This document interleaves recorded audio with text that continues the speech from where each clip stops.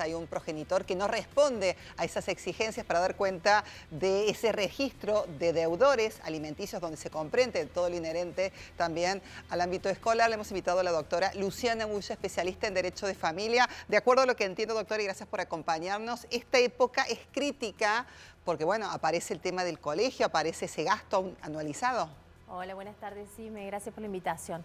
Sí, la verdad es que es un tema muy complejo y que nos preocupa mucho. Como vos bien recién decías, cuando está a cargo de uno de los progenitores es muy difícil, es muy pesado afrontar todos los gastos. Pensemos en una familia que tiene 2 hijos, que comienzan las clases, que debe comprar los útiles, todo ese listado que le pasan para que empiecen, el uniforme, ni hablar de la matrícula, que bueno, que en algunos casos se va pagando mensualmente y en otros de una sola vez. Es muy complejo, tenemos muchas ejecuciones en el estudio por este motivo. Doctora, ¿y este tema se resuelve en el estudio o lamentablemente se judicializa? Muy pocas veces logramos a través de un llamado con el colega que está a cargo de la parte contraria que paguen. Son muy pocas las veces. En la mayoría de los casos que tramitan en mi estudio tenemos que acudir a tribunales, a la justicia de familia para ejecutar estas cuotas anualizadas. Muchas veces uno piensa que esa cuota alimenticia respecta únicamente a los alimentos, pero hay muchos ítems más. Está el tema, bueno, de la escolaridad, el tema de salud, de los lentes, los aparatos, la ortodoncia. Bueno, es muy amplia esa cuota y muy complejo cuando no se respeta por una de las partes. Exacto, es tan importante esto que vos marcás, porque el rubro, los rubros, mejor dicho, que integran la cuota alimentaria son muchos. Hablamos de vivienda, hablamos de esparcimiento, la alimentación, la vestimenta, el calzado, la farmacia, la perfumería, los médicos, los tratamientos médicos, la medicación, el colegio, la comida que ingieren en el colegio, los útiles que necesitan. El transporte, quién lleva, quién trae, el costo de la nafta, si fuese un transporte escolar también. Exactamente, quién lleva, quién trae, son muchas cosas y cuando está a cargo de una sola persona es muy pesado. Pensemos que esa persona que está a cargo no solo de lo económico, sino también de todas estas tareas cotidianas, como vos bien decís, de llevar y traer, deja de lado, resigna cuestiones personales de su vida, horas de capacitación, de trabajo, de esparcimiento. Es muy pesado. Pensaba en el contexto amplio de la Argentina, con tanto trabajo en negro, tanto trabajo informal. Cuando se plantean este tipo de demandas, por supuesto, y en un contexto de informalidad, ¿cómo se puede accionar aún así? Bueno, los Porque abogados... ese tal vez es un argumento, ¿no? Sí, los abogados por ahí nos convertimos un poco en investigadores porque empezás a buscar a ver cuánto gastó con la tarjeta de crédito, si salió del país, si cambió el auto, a dónde vive, en qué contexto social se encuentra, porque muchas veces ocultan cuáles son sus ingresos, qué tienen, lo ponen en nombre de otro. Entonces empezamos a buscar y bueno, ¿qué sucede? Cuando nosotros vamos a los tribunales y demostramos cuál es la forma de vida del alimentante y cómo pretende que su hijo viva, y bueno, fluye. Y allí surge realmente cuál es su posición económica y de dónde partimos. Bueno, recién me comentaba, doctora, que en este periodo del año son muchísimas las consultas. Si tuviese que hacer una comparación con respecto al año anterior, ¿el panorama es el mismo o es aún peor? Porque se entienden que los salarios para aquellos que están en relación de dependencia están congelados, el poder adquisitivo está aún más diluido que en otros periodos. ¿Cómo lo percibe usted?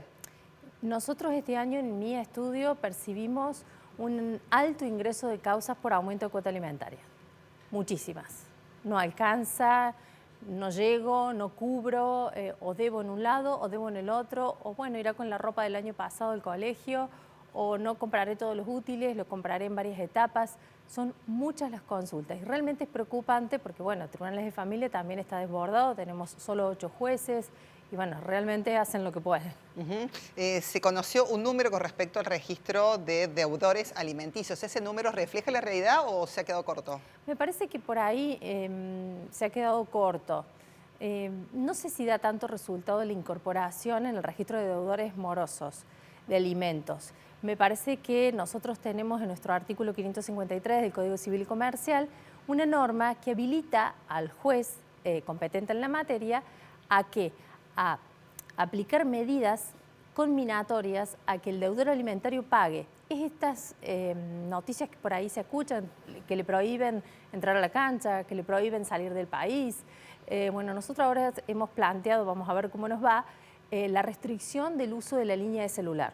hemos pedido que a un deudor moroso de cuota alimentaria que tenemos de 4 años, que no paga, hemos pedido esta sanción. Vamos a ver cómo nos va. Todavía no tenemos la respuesta del tribunal. Bien, bueno, por otro lado, ¿cuáles son las sugerencias para esas familias que están transitando este momento, ¿no? Donde no se pueden poner de acuerdo con respecto a los costos y a las obligaciones, ¿no? En este periodo donde estamos a días nada más de que comiencen las clases. Lo ideal sería que estos progenitores se pongan de acuerdo en pos y en beneficio de este niño, niña o adolescente que tiene que comenzar sus estudios y de aquel que también comienza la universidad. No nos olvidemos que los alimentos van hasta los 25 años si ese hijo sigue estudiando y no tiene medios para proveerse sus estudios. Pensemos que la obligación se extiende hasta allá. Si no hay acuerdo, bueno, acudir a su abogado de confianza o a tribunales de familia y continuar con el trámite.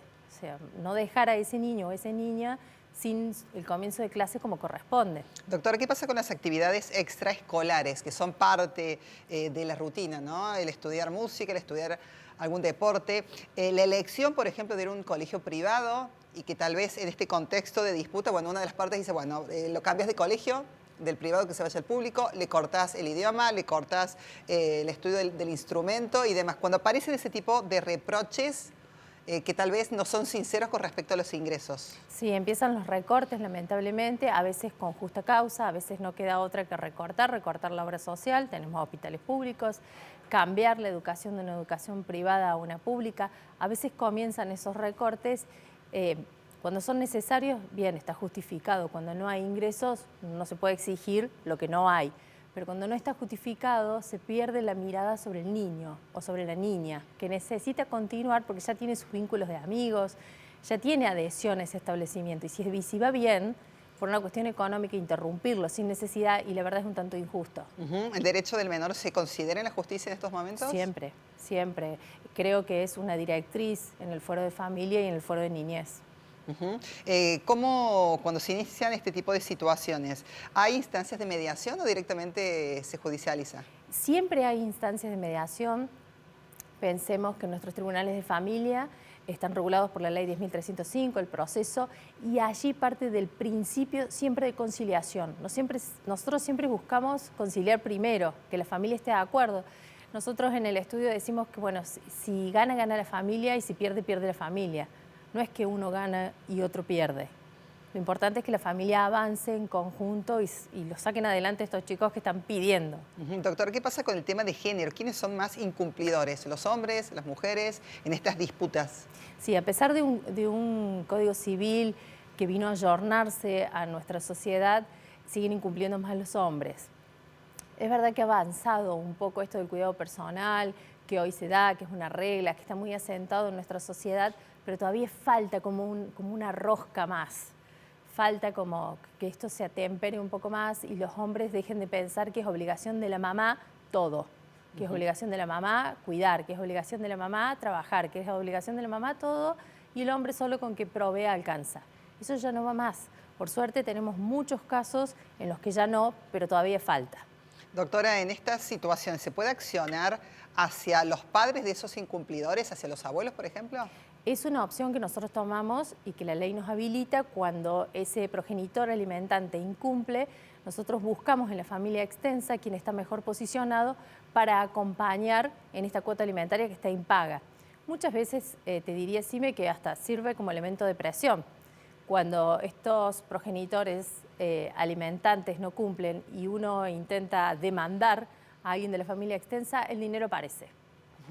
Por último, doctora, y bueno, como siempre, muchísimas gracias por venir. Me quedan estas actividades extraescolares, que no solo es la cuota, no solo es el traslado, sino también aparece el uniforme, la vestimenta, si hacen patín, el patín, si necesita por otro lado una exigencia y una necesidad del tema de los lentes también. Sí, bueno, los lentes son gastos extraordinarios porque son aquellos gastos que suceden de vez en cuando, alguna vez, como el de ortodoncia, el de acné. En el caso de los deportes, están dentro de la cuota mensual, es decir, esa cuota cuando está pactada en el pago del 1 al 10 de una cantidad de dinero, y muchas veces se pacta por el pago en especie, que ese progenitor alimentante puede ir y pagarlo.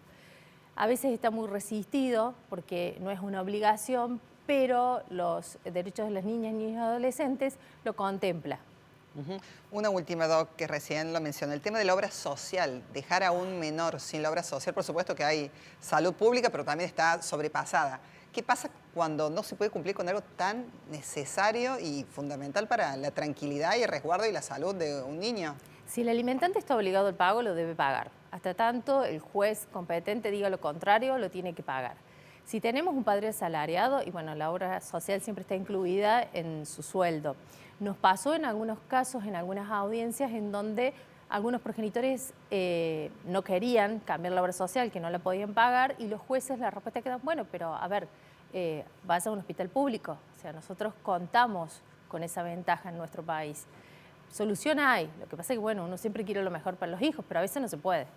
Doctora, muchísimas gracias por venir. Súper interesantes estos consejos, esta mirada en vísperas del comienzo de las clases y aparecen estas discusiones que bueno, siempre es importante zanjar y resolver. Muchísimas gracias. Muchas gracias a vos. Aquí estaba la doctora Luciana Ulla dando cuenta de esta situación tan compleja, el régimen, el índice de deudores alimenticios donde se comprende la cuota escolar y la canasta escolar en términos generales se está incrementando y si se plantean comparaciones con respecto al año anterior, el panorama es aún peor. Y bueno, la indicación de la doctora es tratar de mediar, de resolver y después, bueno, si no queda otra, judicializar este tipo de instancias. Con este tema nos vamos al corte, estamos en Ahora Noticias, ya venimos con más.